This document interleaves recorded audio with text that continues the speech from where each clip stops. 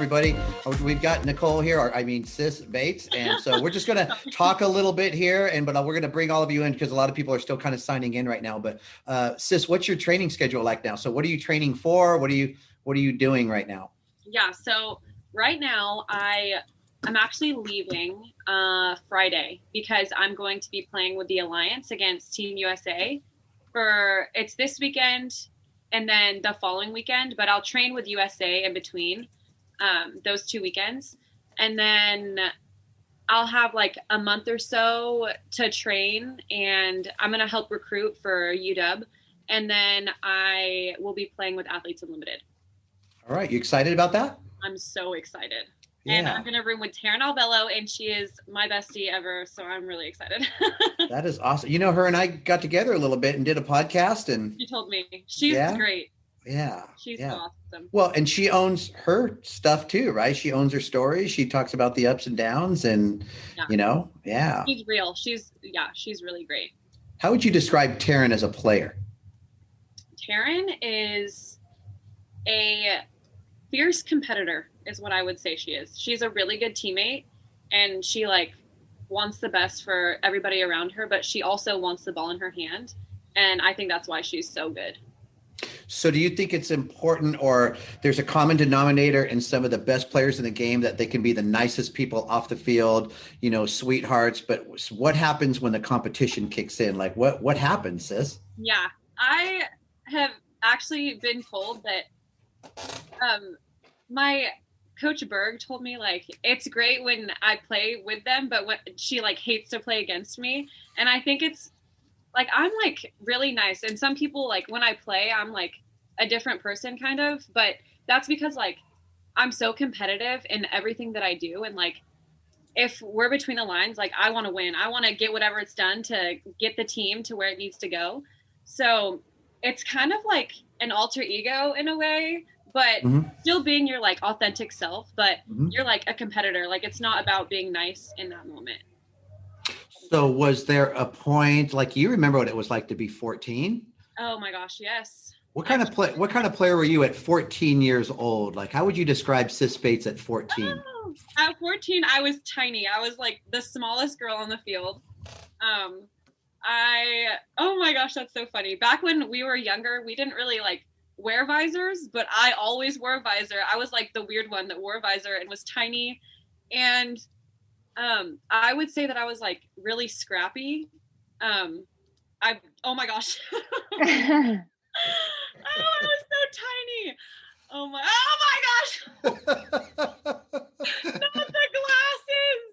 Oh my gosh, Tony. You those are the archives. Oh Come on, Sis. That was just how I met you. Oh my gosh. I was really shy back then too. Right. I mean, it looks like, this was the smallest jersey we had, I think, too. It was, yes. Oh my gosh. That is awesome. Those photos are so funny. Yeah. I was so shy when I was younger. Yeah. Yeah. And so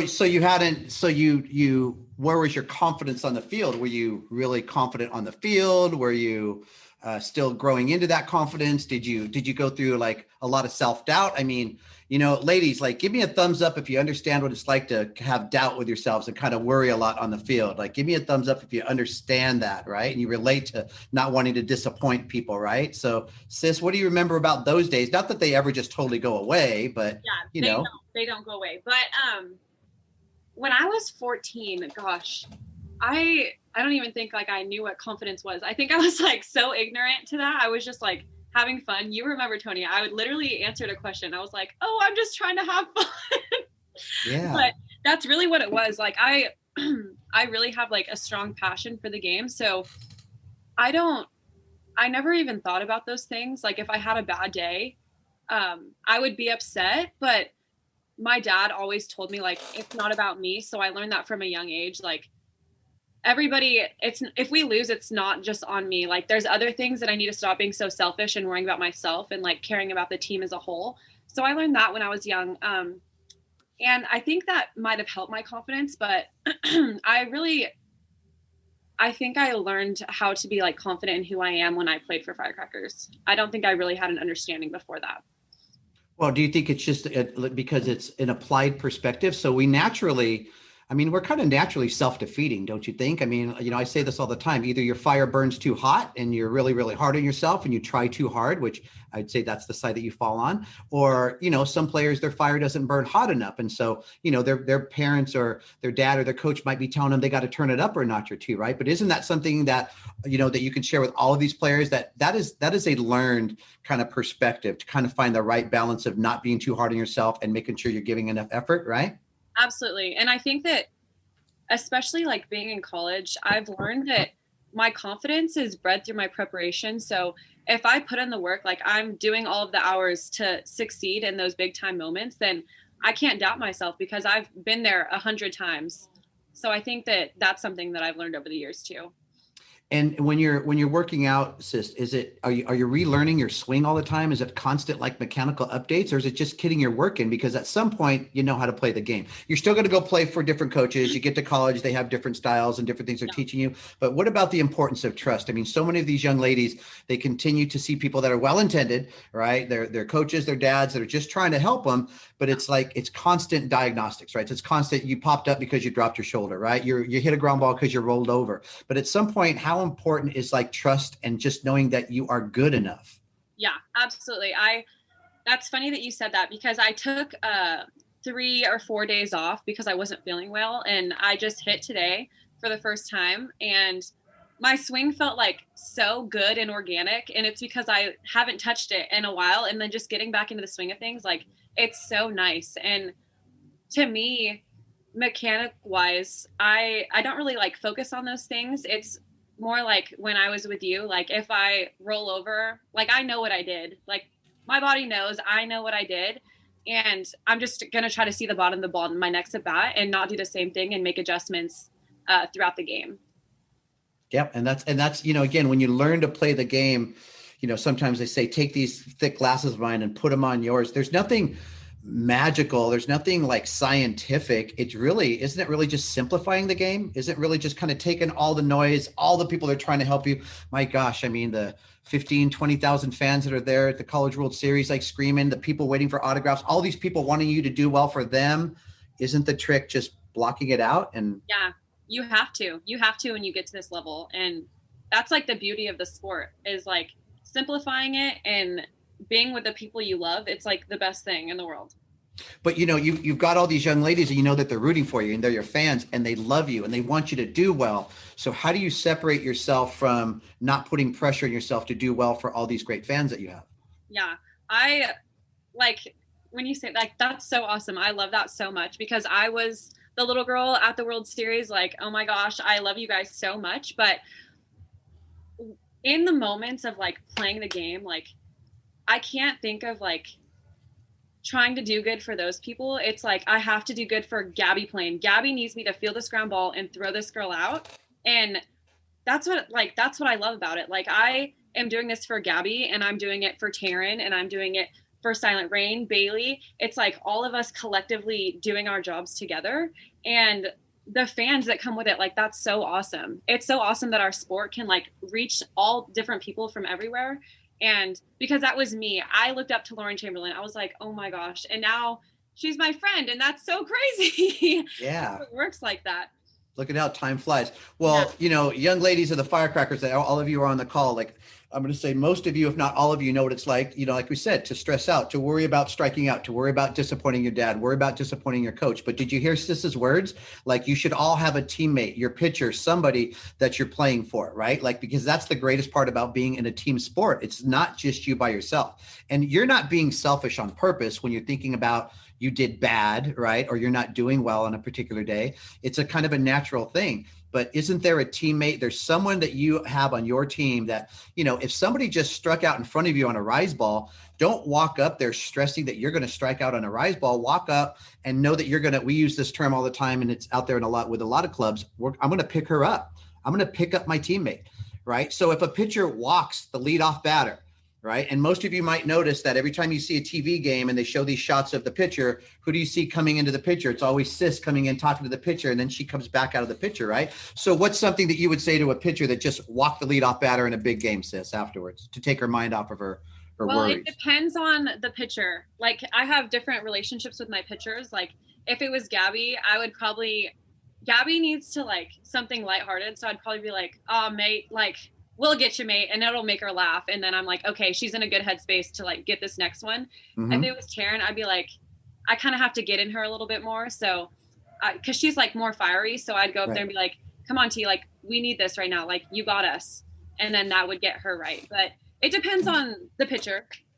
Well, and how about that though? The importance of like talking during the game, right? Like you know that we concentrate a lot on that on our club, right? So whether it's the corners, right, whether it's the middle infielders coming in, so talk to her like how many again. If you're a middle infielder, right, again, just acknowledge us, give us a thumbs up, show us that you understand what we're talking about. But if you're a shortstop, a second baseman, even a corner, a third baseman, or a first baseman, right? So the importance of being able to keep the communication going, sis. Describe that a little bit. Like, why are you talking so much during a game?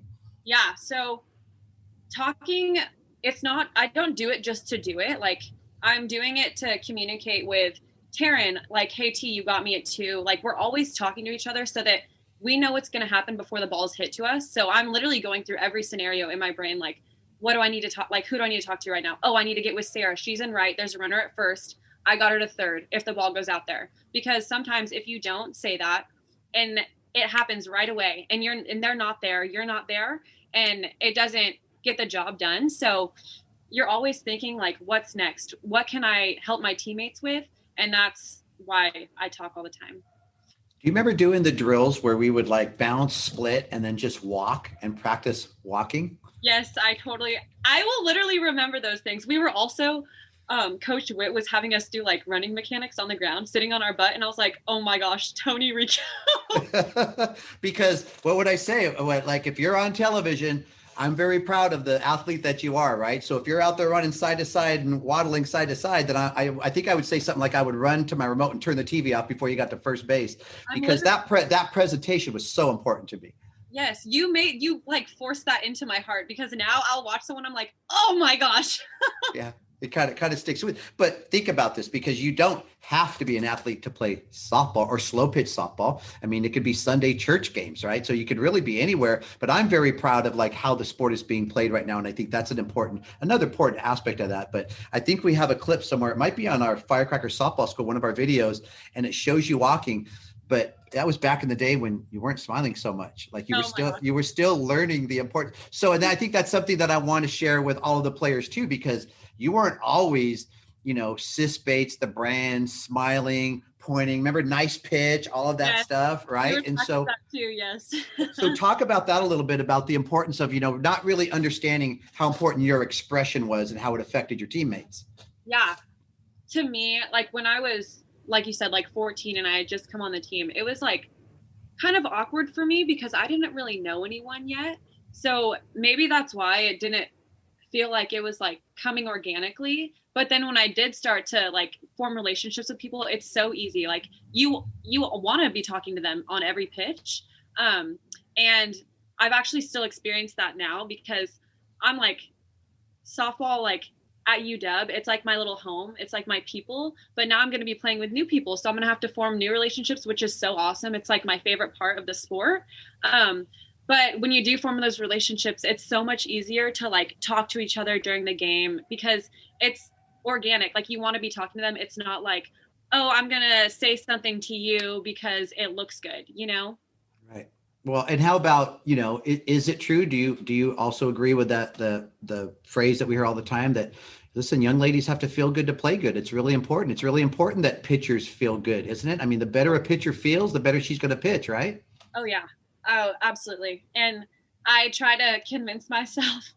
It's so funny. It's like reverse psychology. Like if I have a bad BP session, I'm like, I don't have to feel good to play good. I like try to convince myself, but it's true. Like when you feel good, yeah. And it's not always about pitching a perfect strike, right? I mean, could it be just an adjustment that a pitcher made? Again, from the crowd doesn't recognize it. Her dad might not recognize it, but she missed low on one pitch. She misses high on the other pitch. So you're telling her nice pitch, acknowledging the way she's playing, right?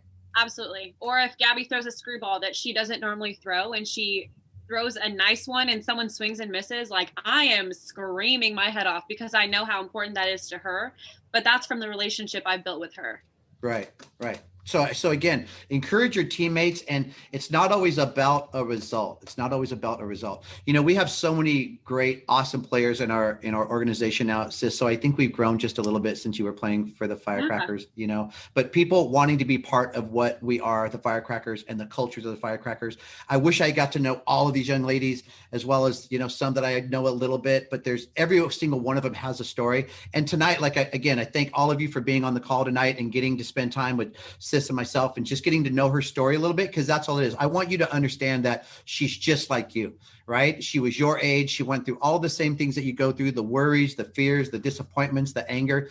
But I will tell you, Sis, we've got a couple that, you know, at 14, 15, 16, you didn't know, you know. In fact, there's a question here. What age did you commit to University of Washington? It was pretty young. It was young. It was going into my freshman year of high school. So, is that like 15? I don't really know. Let's say 14 or 15, right? Yeah. Really, really Yeah. young, right? I Was it unique that you knew you wanted to play at Washington? Because that's a really young age. And I'm really thankful a lot of these young ladies don't have that pressure now. They have to wait until their junior year at least. But did you know you wanted to go to Washington? I did. And I'm really thankful that it was like everything that I dreamed of. I saw them win in 09, and that was the first year that I had really like watched it on TV. I didn't really know that you could play softball in college. So I watched them. I watched Danielle Laurie, and I was like, oh my gosh, like they're special. I want to go there. And my dad, I'm from like a small town in California called Ceres, and he's like, Sis, like you're nuts. Like, yeah, girl, you go, girl. And I'm like, okay, Dad. But I didn't truly believe that I could do it. But then she ended up coming to one of my travel ball games in Stockton, and I got to meet her. It was awesome. And then I went to a couple camps, and the stars aligned for me, and I'm so grateful that they did. Yeah. Now, and Sis, back then, going into a freshman, we just showed some pictures of you. So it's not like, you know, you were, you know, 5'9", and you were, you know, so you were still slight of build, right? So what was it about your style of play, and what was it that Washington liked? Because, you know, that's a big risk to take on someone that's not that big, because not all of our players on the call are that big. They don't have the college size. So what's your advice to them if they're not as big and athletic as some people would like them to be? Yeah, this is funny because I just talked to JT about this actually. I don't even know if it was PGF. I was at a big tournament, and we were down by one, some crazy thing, and there was 2 outs, and I like tried to go 2 on one of my hits, and it was like she made a freaking great throw, threw me out, ended the game. I'm crying. I'm like, oh my gosh, like they're not going to want me. Like they just saw that. And then JT, it's funny. He was telling me that that's like when he knew that like he wanted me to go to UW, because I wasn't afraid to like be great and like do something that is risky, but something that could pay off for our team. So it's funny that like things like that happen. And I'm like, oh my gosh, my world is like upside down right now. But he saw something different in that. He saw the fire. Yeah. Right. So I'm going to, and again, ladies, I wish I could do this with all of you, but there's a couple of players on here that I've just got to be familiar with through different reasons. Sometimes it's the videos they send me, kind of this digital relationship. But Ella, I'm going to ask you to unmute yourself. And Sis, I have to introduce you to this young lady named Ella Nelson. Okay. She's from the Gulf Coast Firecrackers. And the first thing is Ella, I'm going to ask you, like, how tall are you? Because I don't think I've ever asked you. I am 5 foot. She is 5 foot, and Sis, she plays like she's 7 feet tall. The videos that she shows me when she tags a runner out at second base, she stands over him like she's like the giant of the field, like the way this kid plays, right? And so, Ella, if I could ask you, just as an example of all the players on the call, like what are your dreams of softball? What would you love to do? What have you dreamt about doing as a softball player? Honestly, I mean, I would love to go to a top 5 school, but really anywhere I can play softball. So what a humble answer, right? Sis, when I show you her work ethic, and she sent me a clip today of just her throwing a ball against the wall, right? Oh my gosh. But what she doesn't realize is that she does it 12 times exactly the same. Like it is just something you can tell it's not something she just decided to do once in a while. And for those of the rest of you on the call, you heard Sis talk about, working. You can always work at this game, right? And so, Ella, I wanted to introduce you to Sis, as all the young ladies on this call to Sis. But, Ella's one that, Sis, you and I got to work together just to keep an eye on her. And any other players, any of you that think you do something special, any of you that play the game in a way that you're doing something unique. I mean, who is the favorite player in the College World Series this year? If you guys want to type it in the chat, who is your favorite player in the College World Series for those of you that watch? It was a favorite team. It seems to be everybody's like the same answer, right? So if you could type in the chat, who is your favorite player in the College World Series this year? Ooh, and there's a Montana. And half the time when I see Odyssey's name, I can't even pronounce it because it's a different spelling, right? But what was it about Odyssey Alexander, right? What was it about her, Sis? Did you enjoy the way she played? Oh my gosh, yeah. I loved watching her play. She was like so like quiet with what she did, but she was like a bad blank is what she was. Like that's like she did it so like quietly and handled her business, but you could tell she wants the ball in her hands. Like she's competitive. When she made that diving play, I was like, oh my gosh, what is going on? Like I want her on my team. She was right? so awesome to watch. Yeah. And she seems so likable. And that's because, we talk about grace and humility, right? Being humble, being gracious.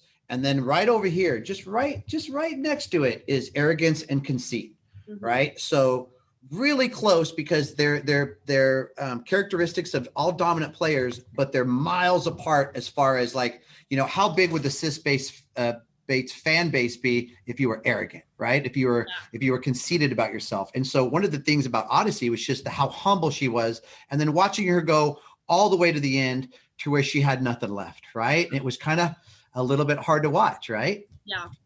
She was so awesome. It was just awesome. So I'm gonna speaking of College World Series, I'm gonna pull up another picture. Tell me what you think, and not so much as one of you down here, but when you see this one, that's my girl. Oh my gosh, I think Taylor. Oh my gosh, you guys, I love her so much. So who is it? Tell the girls if they, because it's already been a couple years, right? So some of our players might not know who's standing next to you. Yes, that is Taylor Van Zee. We played together on Firecrackers, and then we got to play with each other for a couple years at Washington as well. She's like my best friend, my third baseman. She's the best ever. And what was it like playing next to each other, having that synergy, making plays, lighting up the crowd? I mean, you had to feel it, right? And it was something about almost like a dance team or like one singer compliments another singer. Like there was just something between you two that I've just got to be honest, in 30 years of coaching, I've never seen anything like it, right? It was just so awesome to watch. What was it like? Yeah, it was like the best thing. It was like so much different than any other like teammate or anything that I've experienced. We would literally be like pitch to pitch, like we're like talking and stuff, but then we'd be like, just like talking about how good Gabby is. And like, we like never stopped talking. Like we were probably so annoying to the other team because we never stopped talking, but it also like, we kept each other in the moment. And that's really important. Sometimes you can like get outside of the moment or like, man, when's this game going to get over? Like not being truly where you are. And she like always kept me where we were. And she could always calm me. She like knew what to say all the time. It's like we were like in each other's brain. She was like the best thing. What makes Taylor special as a person? What makes her so likable as a person? She like really values her relationships with people. So that's something that I really love about her. And I think that's why she's going to be like one of my best friends for the rest of my life, is because I also really value relationships. So I just felt like she was always had my best interests in mind about everything, like being a leader on the team, being my best friend, being like anything, like a follower of the Lord, like everything. She like was always that person for me. So that's why I like value her so much, and I will for the rest of my life. Is she not just genuinely a good person? Oh my gosh. She's like one of the best people I've ever met. And go ahead. That's so cool, because I would have never, like, if I didn't play softball, I would have never, ever crossed paths with Taylor Van Zee. But now she's stuck with me forever.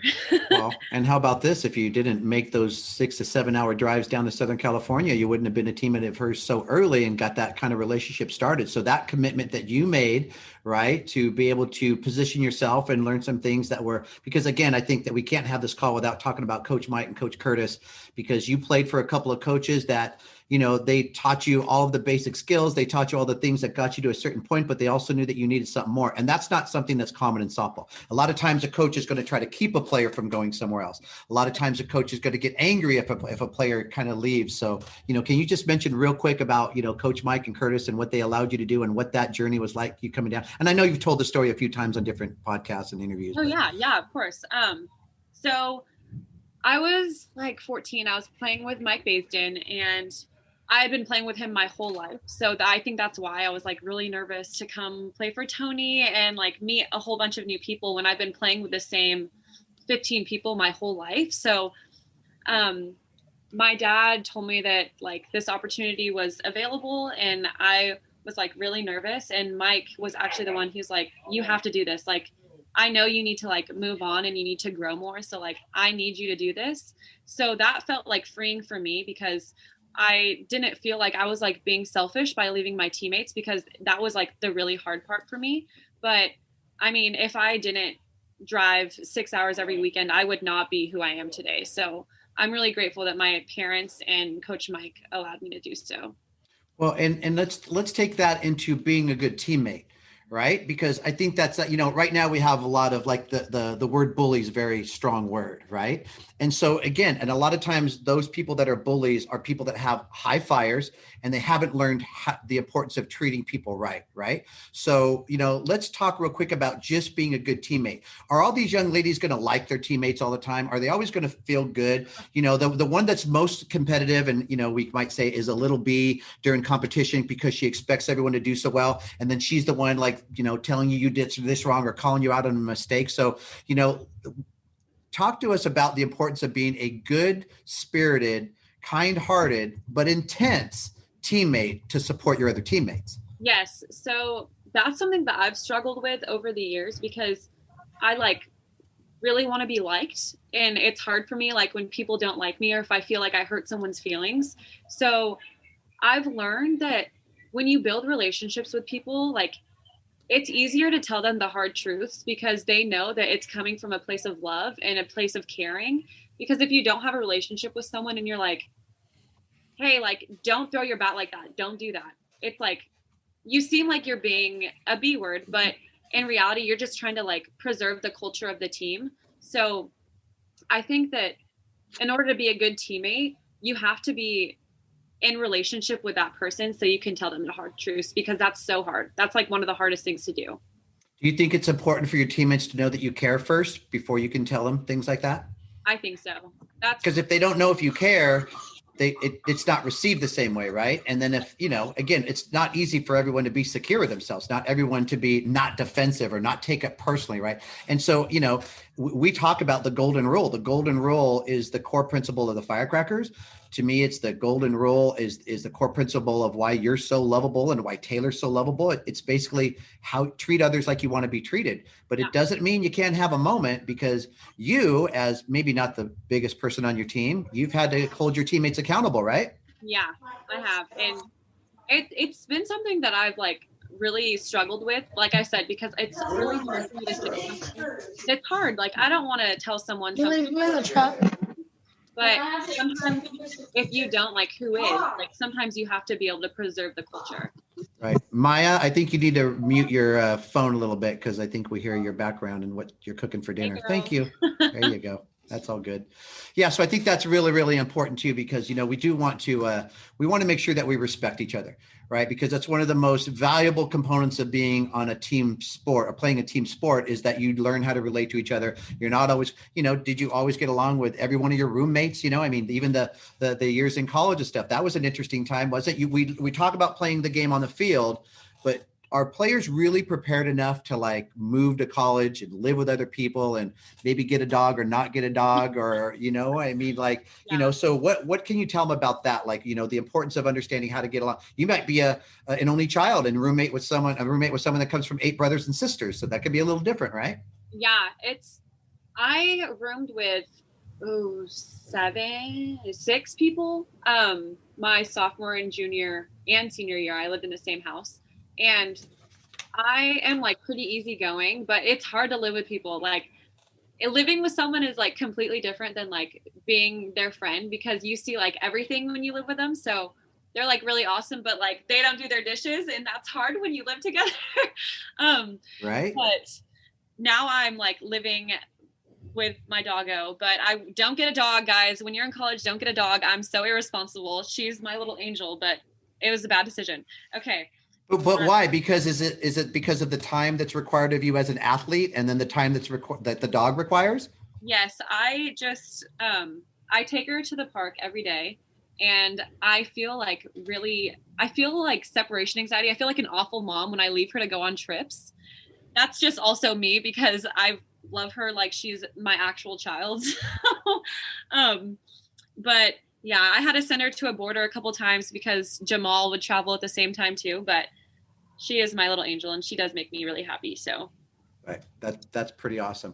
Well, I'll tell you, ladies, listen, you've all been paying attention really, really well. If you have a question for Sis, go ahead and type it in the chat, and then obviously we're not going to be able to get to all of them, but if you have any questions that you want to ask Sis, then we'll go ahead and we'll start bringing them up. But Sis, we really, really, like, I speak for the sport. I was fortunate enough to be one of your coaches, but for me, I just can't thank you enough. I mean, our sport, watching the College World Series. I mean, we watch so many great games, and we watch you in conference play, and we watch you in regionals and supers, right? But the College World Series experience and what that does, and the way, like, every year, and obviously disappointing that you're not there this year, and we won't get into too much of how that kind of came about. But I will tell you, even watching it from an outsider perspective, isn't it amazing the way the games play out and the way the games are being played by the players? I mean, it's crazy, isn't it? it's crazy. And FSU is like a perfect example of like the game doesn't know. The game doesn't know who's supposed to win. Like FSU has had a rough season until now when they're getting clutch hits, and that's all that matters. Like they want to win the last game played in Oklahoma City, and they're close to doing it. And they didn't have like the Cinderella story year. So I just think that speaks volumes to like how cool softball is. Like the game doesn't know that they're probably not supposed to be OU, but they might do it. I'm not watching the game right now, but it's just so awesome. You have to tell the game like what's supposed to happen. Well, it's 2-0 Florida State right now. There we go. See, but what a lot of these young ladies don't know is that Florida State has an excellent coaching staff. I mean, they are professional coaches. I mean, Washington has a professional coaching staff. Like, you look at some of these programs and the coaches that they have, and it is amazing. And so, honestly, you're not surprised that right now in the fourth inning, it's 2-0 Florida State. But then that's the great part about the Oklahoma machine too. Tiara just made a great play. But it's just crazy the way the game works out because you never know. So there's always going to be a favorite and an underdog, but you never know. So, all right, we're going to blast through some of these questions and we'll go through some quick answers. Okay, Sis? Let's go. All right. So what's your favorite pitch to hit? Right down the middle. Right there you go. Hit a good pitch. Thigh high, waist high. These girls are. So I will tell you, a lot of these young ladies, and I wouldn't say like 200 strong, but a lot of these young ladies every other week are on these calls. And most of them are pretty young because we've had a lot of high school games going on in the high school season. But a lot of them have been on these calls like every time that we have a players call. So, that goes right into like getting a good pitch. I love that. How did you get the nickname Sis? So it was kind of like a family nickname. My parents, I don't know why. My mom was like called Sis, and then when I grew up, I was called Sis, and I grew up with like only boys, so they all called me Sis, and then it kind of stuck through T-ball, and then coach pitch and everything. Did you have any other colleges that you wanted to go to before or along with Washington? Not really. I'm like really weird in that. I like wanted to go to Washington, and so you knew pretty early. Yeah. That's rare too. How about the colleges that made it kind of interesting that pursued you or recruited you that made you think, all right. Yeah, I'm like so crazy for this. I like committed when I was young, and some people are like, oh, like this college, like that would be cool. But I never even like thought about going anywhere else, even though I love Patty Gasso, like I love the people, but I just really, really wanted to go to Washington. Awesome. What would you say to the girls that we might have a couple of older players, juniors, seniors that are uncommitted, right? When they're all stressed out about not being committed, because you committed early, Yeah. right? And so, but still there's that, you have to fulfill the expectations, right? So there's always worry that's going to follow you, but the unsigned senior or when you're all of your teammates are committing and you're not committed yet, right? Like what words of encouragement do you have for those players? Yeah, Sammy Vanderveer is like the first person I think of, and she was like one of the best players I played with, and she just kind of missed the recruiting curve, I guess, and she ended up going to Fullerton. So I would say like just be you and keep playing the game the way you want to play it, and good things are going to happen. And reach out to coaches. I don't know if you guys can. I don't think you can because you're super young, but reach out to coaches, email coaches, like make them know your name and make them come watch you. That's what I would say. And it's not always doesn't have to always be a double or a home run. It's the way Oh, you play, yes. Yes, right? absolutely. So is it important to talk a certain way? Is it important to walk a certain way? Isn't it important to point a certain way and not, that stuff that we talk about? Like all that matters, right? Yeah, you can't like fake that stuff and they can see right through it if you are. So you should always be playing the game the right way. If you're playing catch with someone, like you're running in and out, they see everything. Here's an interesting one. In your opinion, do you think colleges look more at skill or mindset when they're recruiting players? Oh my It's a God. good question. What a good question. Who came up with that? That is I cash. okay, I would say that I mean, I think that at least at Washington, we recruit more of like mindset and like people, like who you are. And obviously like you're hopefully like athletic, like they have to recruit someone that's athletic, but we really like recruit people that are good people and like want to be around each other because that's the culture of the game and mindset. I would say mindset. That's a hard question though. Well, okay. So and let's kick this over to what is your mindset when you're up to bat? My mindset, Tony, you are so awesome. That is literally what you said, get a good pitch. And it sounds so cliche, but I'm serious. I still think that when I go up to bat, like if I'm facing Shannon Sale and she's throwing a freaking 72-mile-per-hour rise ball, I'm thinking, I need to see the top of the ball. I need to get a good pitch, and I'm going to hit the top of it. Because if I hit the top of it, it's probably going to be the middle of it, and hopefully I can hit a line drive. But I'm just like simplifying things when I'm in the box, getting a good pitch to hit, putting a good swing on a good pitch. So every single player, and including yourself, is a collection of all of your coaches, all the different things, whether it's your first rec coach and how to hold a bat, whatever it is, right? But it's interesting how a lot of the things stick, right? So do you remember like the 0-1 count, how we would look at the no balls, one strike, whether you're up to the plate or on base? Well, I know a lot of the times when I'm in an 0-1 count, I bunt. I don't know did we do that? I think we did. I think 0-1 change up, baby. Yes, we guessed change up and we would bunt, and I still do it all the time. My dad knows I'm gonna bunt every time it's 0-1.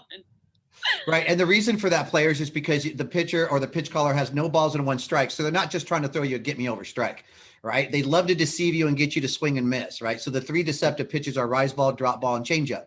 But out of every 10 pitchers, only 2 of them can throw a nasty rise. They all throw a rise, but only 2 of them can throw a nasty rise. Maybe 4 of them can throw a drop for a strike, but 7 of them can throw a changeup for a strike. So changeup becomes the most predictable 0-1 count pitch that you see, not because people are purposely doing that. It's just kind of by process of elimination. So when you're on the bases and the count's 0-1, I'm hoping, Sis, that ball in the dirt was still pretty important to you when you're on the bases as well, too. Anticipating ball in the dirt, right? Absolutely. Yeah. And that's just know that, look, don't wait until the ball hits the dirt and then you see it and then you go, and you might be out by half a step, but anticipate it, especially in those particular counts, because that's important. Right. So, Yes. All right. What keeps you motivated to practice or train? Oh man. I mean, does it ever get tough? Right. I mean, whether you're tired or do you pretty much, it's been, you love the game and you're pretty good going out there every day. I sometimes I do get tired. I mean, it's like a lot sometimes, but I love it so much that I like really enjoy being out there and like getting a little bit better every single day. And my teammates make it like so much fun at practice. So I want to go and see their faces every day. So that's kind of what motivates me, or like my people. Cool. Who's the hardest pitcher for you to face, or so name a tough pitcher that it's all over now, so she doesn't need to know unless she's in the. Don't tell anyone. Yeah. Don't tell anyone because I'm facing her this weekend. Monica Abbott is for sure one of the best pitchers I've faced. Yeah, so there was a player named Stacy May. She's coaching at a college somewhere, and Stacy May was hitting 450 in the pro league when there were only 4 teams, and every pitcher was nasty. Like every pitcher was great. So I'm like, okay, so Stacy, give me a gold nugget. Give me a gold nugget on hitting with some of these nasty pitchers. And she says, Tony, when I'm facing Monica Abbott, the last thing you could do is take a regular swing with your barrel dip like this. She goes, I literally go up there thinking that I'm going to flip the bat head like this to just stay above that low rise ball or that screwball. Stacy's a right-handed batter, which again, now this is the opposite of the launch angle, but just watching her take the bat, which is normally going to do this, and she just goes, I flip it. And I'm putting the barrel there on something coming, 72, 73 miles an hour. So that's just a tip I'm passing on from Stacy May, because when somebody's had success doing something, their word matters a little bit more, right? They've been experienced. That's why your words to all the players on our call tonight, because you've been there. You understand what it's like to be vulnerable. You understand what it's like, to be worried you're going to not do well or to be angry at yourself, whatever it is. But that's part of the relatable story that I want all of our players to understand, that you are just like them, right? Here's a good one. Who is one of your best friends on another college team? Oh, that is a good one. Let's see. Bubba Nichols. I'm really close with Bubba. We kind of grew up in the same area, and we played on the junior USA team together. UCLA center fielder, right? Yes. I have a picture of us on Tri-County Smash when we were 10 years old. And she's been my friend for all these years, so I really cherish our relationship. That's awesome. Also, I just saw that Mama Sue is on here. Hi, Mama Sue, I love you so much. Okay. Oh, that's awesome. Well, we've been celebrating Sue because Riley just graduated from Notre Dame, so Sue's now had 3 daughters graduate from the University of Notre Dame. So that is like, young ladies, I'm just going to tell you, you don't hear that. You don't hear 3 young ladies playing softball at a school like Notre Dame and then graduating, and it's a pretty awesome thing. So, and Mama Sue, as you call her, used to take care of you and take care of our players, but now she takes care of a country full of coaches, mostly our coaches, right? Just to make sure that, again, she's like their personal concierge inside softball. So along with Melinda, I'm very proud to say that the most important pieces to Firecrackers softball are the women that hold everything together. So it's really, really cool. So, all right, we'll get to a couple more questions and we'll start wrapping it up. So this actually came through like 3 or 4 times, right? So I guess I have to go to this. How does your dog motivate you? I think people they're loving that about your dog. So tell me about how Nala comes into like motivating you. Nala, oh my gosh, I have to perform well for my little baby, I guess. Does she know when you've had a good day or not? I mean, they're pretty perceptive, right? This is one thing that I love about her so much is I could have the worst day ever and I would come home and she runs and grabs her toy and runs over to me and she does this like growl, but it's like a happy to see, like, hi mom growl. And it makes me so happy every day. It's like the best thing to come home to every single day, even though she drives me nutso sometimes.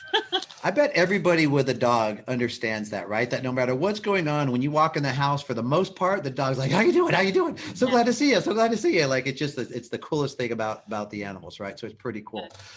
What is your favorite memory? Oh, this is going to be an easy one. What is your favorite memory playing at Washington over the last 4 years? So just what stands out? Best part about playing at Washington?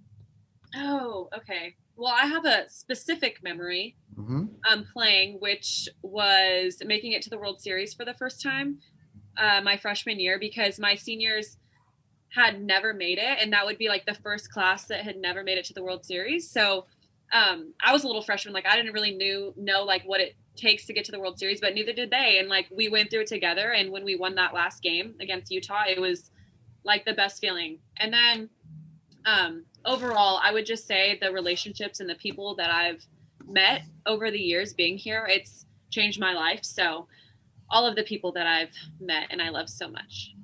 You know who else I see in the call here?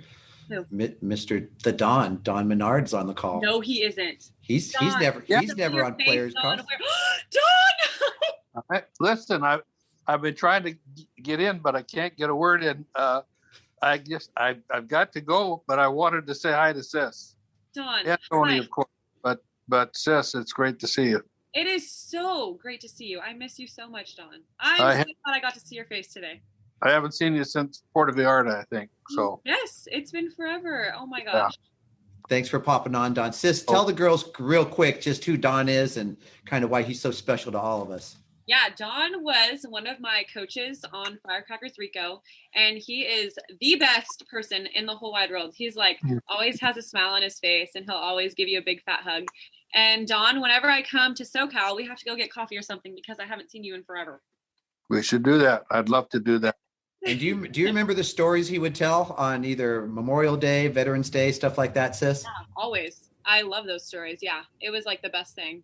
Those holidays have always been important to our team, young ladies, because, again, it's not about us, right? There's so many things that are bigger than us, bigger than our team, bigger than our organization, right? And there's just always a bigger picture to kind of understand. And so Coach Don has always been really good about putting things in perspective, and it's just been awesome. So it was really good to kind of see him pop on here as well, too. Hey, do we have Carly Kruger on the call? So Carly, if you're on the call, let me know because we've got a few different screens of players. So Carly, you here? If you are, just say there. Is she here? I was waving to Dawn. Bye, Dawn. Oh, you're waving to Dawn. Carly, if you're on, let me say something so we know you're on.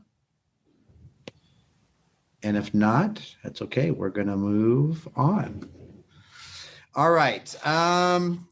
So I've got a couple things to share real quick. Hello? Right?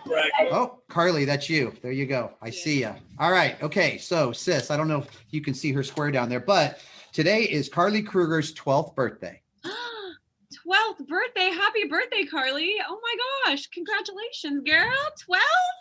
So she's getting along in years now. So I hope she's got her life squared away and all figured out because and actually next year she's going to be a teenager. Oh my gosh. So for all of you that have already turned 13, oh man, life just changes at 13, doesn't? Oh man, you thought you had worries at 12. 13's a whole other ball game. But Carly, there was a personal happy birthday from Sis Bates and from all of us as well too. We all wish you a happy birthday and I hope you have a great rest of your day. Okay. Yes. Thanks all right. for taking the call on your birthday. I know, really cool. All right, a couple things I'm going to show you now, and let me pull up my screen again. So how many of you, and you can give me a thumbs up, have seen this? The Sis Bates fan shirt, all right? So this Sis Bates fan shirt, I'm going to stop sharing my screen. Do me a favor. Give me one of these or give me a digital thumbs up if you were able to get one of those pre-orders because we had limited qualities out there and there are only so many that we had for sale. Okay. So now do me a favor, put those thumbs down. Give me a thumbs up if you want to get in on the last shipment of shirts before we sell out of this particular one fan shirt, right? And so what I'm going to have Melinda do is, Melinda, can you put it in the chat one more time that if you scroll to the top of the chat, you're going to see a link, but she's going to put it here in the bottom right now. And this is a link. So what we did is we opened up this store for 72 more hours. And after this 72 more hours, it's done. This shirt is gone because it's a limited edition shirt. And then we're going to move on to other Sis Bates products. So once this thing's gone, it's gone. You're going to be one of the only ones to have one. Oh, yeah. Oh, yeah. And so I'm going to scroll down and see if I can get to where. All right. So hopefully you all have that link. Click on that link in the chat so you can save that link. And that link is going to be available for 72 more hours. Outside of our social media, you're the only ones that have that link. And so what it is we've got her autograph already on the shirt. So we had it scripted in there through the company that made the shirts. And so that this is just the beginning, right? But what I want to tell all of you is that we are here to support Sis in her development of her brand now. Now she's done playing college ball and she's going to be playing pro ball. And, I know that other things are going to work out for playing opportunities for her, but it's really important right now that we let her know how much we appreciate her. And so for us at the Firecrackers, we created this shirt, not so that, and this is so much for your parents to think, because I don't think you guys really think this, but this is really about supporting Sis and her business.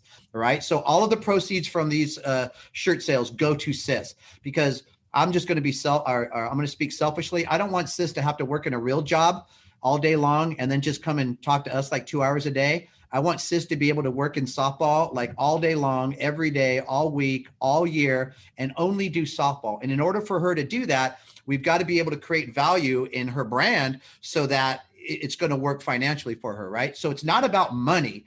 But it's about knowing that, again, money is what we need to pay bills. And someday you're all going to realize that, right? And so that Sis Bates fan shirt, and then I'm going to share my screen one more time.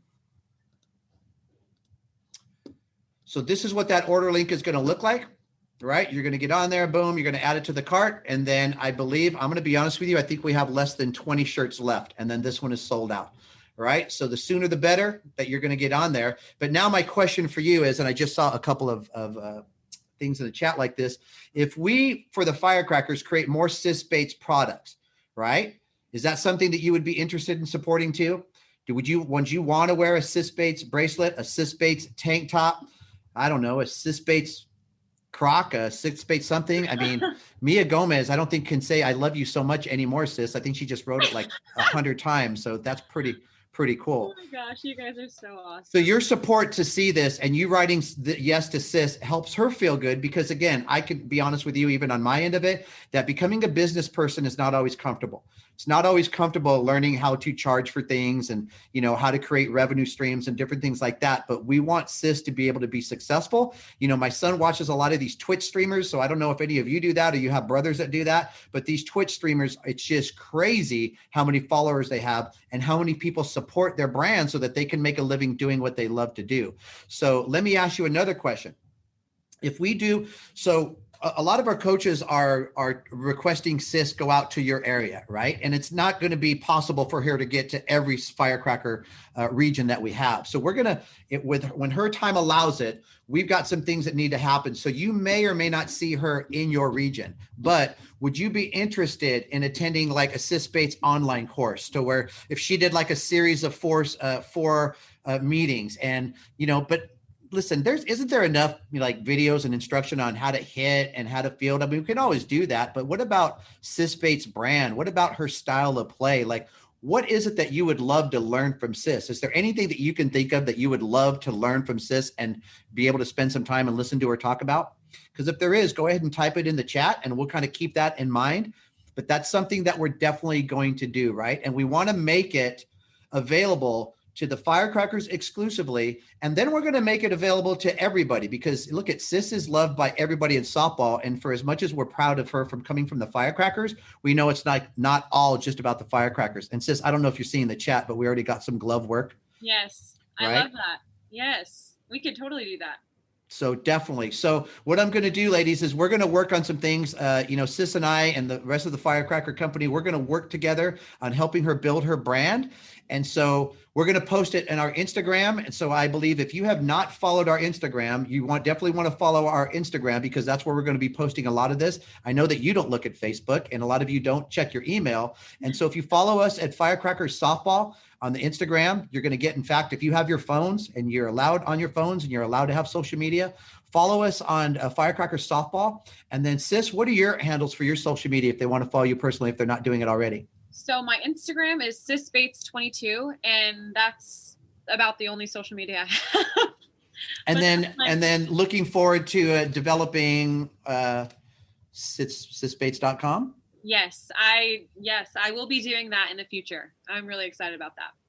That's awesome. And even Coach Jeremy on here from Tennessee said, let me know. Oh, it was a message to me, but I'll read it anyways, Jeremy. He just said, let me know how I can help Sis out with her business, right? So, again, that's the great thing is, we're all in softball. So for us coaches, we all look like goofy softball coaches because we're all stressed out over those little things. And then we hear about what our softball coaches really do for a living, right? And they're amazing people and amazing businesses, and they do amazing things.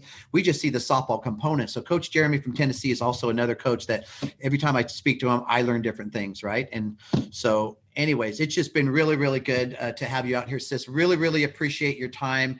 Anything in parting that you want to say to our kids and our players just for being on the call tonight? Thank you guys so much. I really enjoyed this time. And I would just say softball can be hard sometimes, but I would just encourage everybody to really find what they love about it, because that's what's going to keep you in it for as long as I am. And hopefully for 20 more years if my body will handle it, because I love it so much. That's awesome. So listen, we're going to sign off, but this isn't going to be the last you're going to see of us. So bother your coaches, check the Instagram, right? What's happening on with Sis and the Firecrackers? What's going on, right? Stay on your coaches, because your coaches.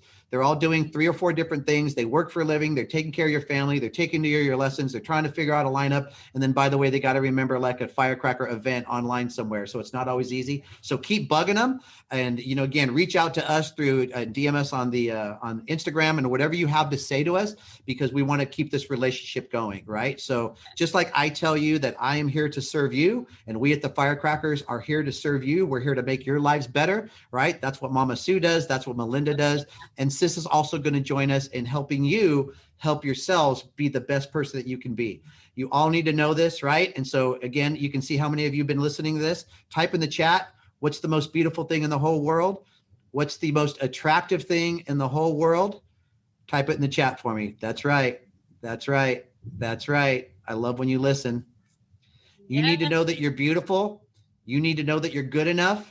And no matter how bad the game went, no matter how upset a certain gender, a male gender person that you know, maybe your dad, maybe your coach, maybe somebody is not happy with the way you played, don't ever doubt yourself. Don't ever think you're a disappointment. You're never going to disappoint us at Firecrackers. It's impossible to disappoint us. We're always just proud of you that you just keep trying. Look at all the happiness come in, right? And so I just love that. So thank you. We're going to sign off now, but what I'm going to do is when I sign off, I'm going to allow all of you to just unmute and say thank you to Sis and just give her so she can hear all your voices. Because I think that's one of the cool things about these calls is whenever I sign off and say goodbye, you guys all start popping up when we get to hear your voices say goodbye. All right. So Sis, thank you for your time. We're going to do this again. We'll get together again in another week or two. I know we're all going to be busy, but we'll figure it out. Melinda, Sue, thanks for being on the call. Coach Don, everybody else, all coaches and parents that might be on. But that is it for tonight, ladies. I really, really appreciate your time. We love you all. And go ahead and tell her what you think of her. You got about 30 seconds, and then I'm going to sign off. Oh my God. Thank you. Thank you. Bye. Thank you. Bye. Guys. Thank you. Isn't that awesome? Just they Hi, come in sister. and those are all the voices. So, Hi. I'm like a really like big fan of you. Like, I didn't know like what colleges I wanted to go to until I started seeing you play more. I started watching you like 2-3 years ago. Oh my gosh. My sister my sister met you a year ago in March. Yeah. I really wanted to go to Washington. Yes. I think you know my coach. Her name's Justin Garganese. Yes. Oh my gosh. Yes. She played with us. Justin was a firecracker. She was. Yeah, Yes. he's my coach. Oh my gosh. Small world. And Danielle, Yeah. that whole family is a great family. Justin, right? I mean, they're all just great people. And so that is really, really awesome. So that's a little personal tie-in right there too, Sis, huh? Yes. I love that so much. You're like making my cheeks hurt. I'm smiling so much. Yeah. Well, and Carmela is a great little person and great little player. And I usually take her powdered donuts and stuff like that. So let her know that she's got another package of powdered donuts next time Coach Tony sees her. All right. All right, you guys, that's it. Thanks for being on the call. All right, we'll see you next time. Appreciate it. Okay, take care. You have a good night.